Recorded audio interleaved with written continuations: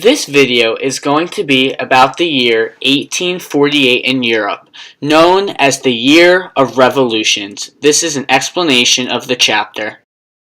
In France, liberal opposition used political banquets to criticize the corrupt regime of King Louis Philippe and his minister Guizot.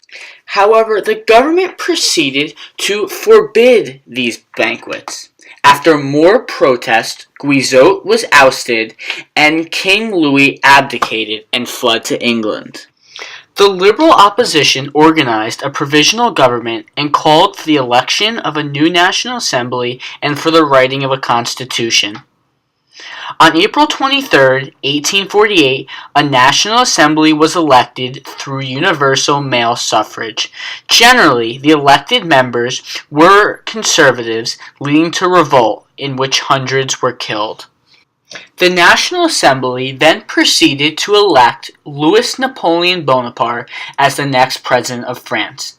They turned to a familiar name in times of corruptness and instability in France.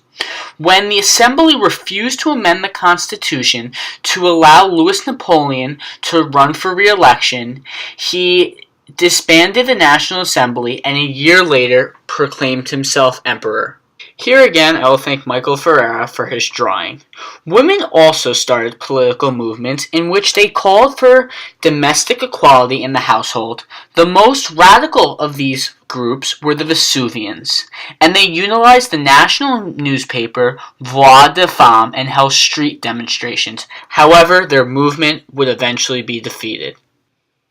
These revolutionary events in France reverberated to other Habsburg empires. Starting in Austria, the Hungarian Diet called for their independence. This led to street demonstrations in Vienna.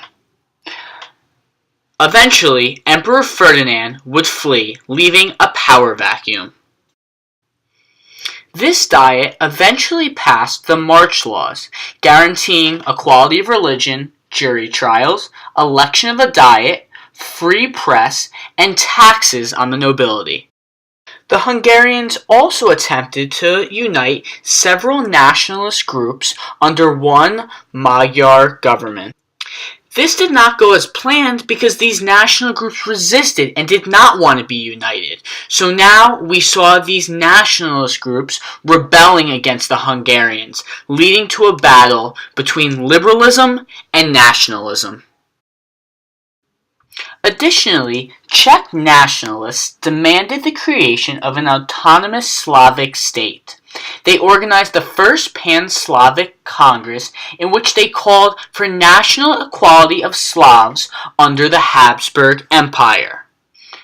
After this Congress, however, the Germans organized an insurrection of Prague, leading to the crushing of Czech nationalism. In northern Italy, too, there was revolt against the Habsburgs. However, the Austrians were efficiently able to hold their position in northern Italy, as well as holding military rule over Hungary. I'd just like to take a few seconds to inform you that at the end of this video, there's going to be a quick surprise. Additionally, in Italy, Austria defeated Piedmont on the Italian peninsula. The Italians then turned to Pope Pius IX to form a united Italian state. However, he was unable to do so as there was revolt in Rome, leading to the creation of a Roman Republic. They assassinated a minister of the Papal States, and this forced the Pope to flee to Naples for refuge. Eventually, however, France would attack Rome and help in restoring the Pope. After the restoration of the Pope, he became more conservative. Next, we're going to look at the revolution in Prussia. In Berlin, there are several disturbances taking place. However, monarch Frederick William IV refused to turn his troops on the rioters. This monarchy's hesitant use of force created a divided and confused government. The king called for the Prussian assembly to write a constitution and made further concessions to help unify Germany.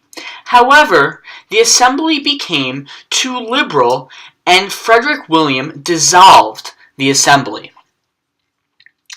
Then, the monarchy proclaimed their own constitution.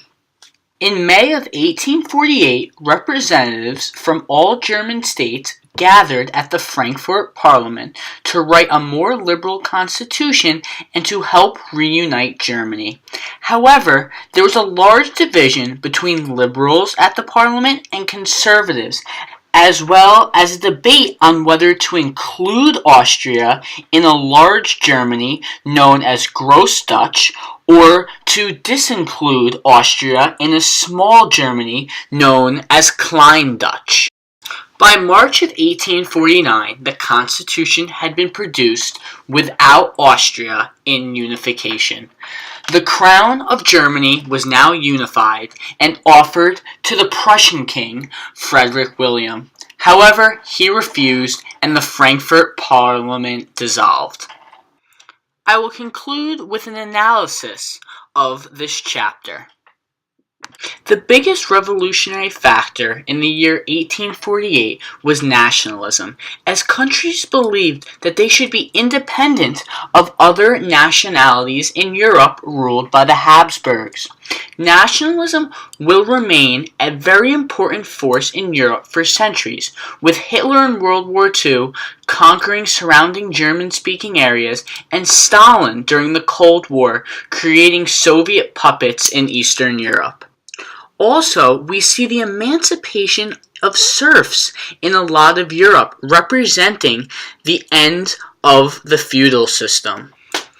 Alright, and here comes the surprise. Let's wait for it. And your surprise is me. The end.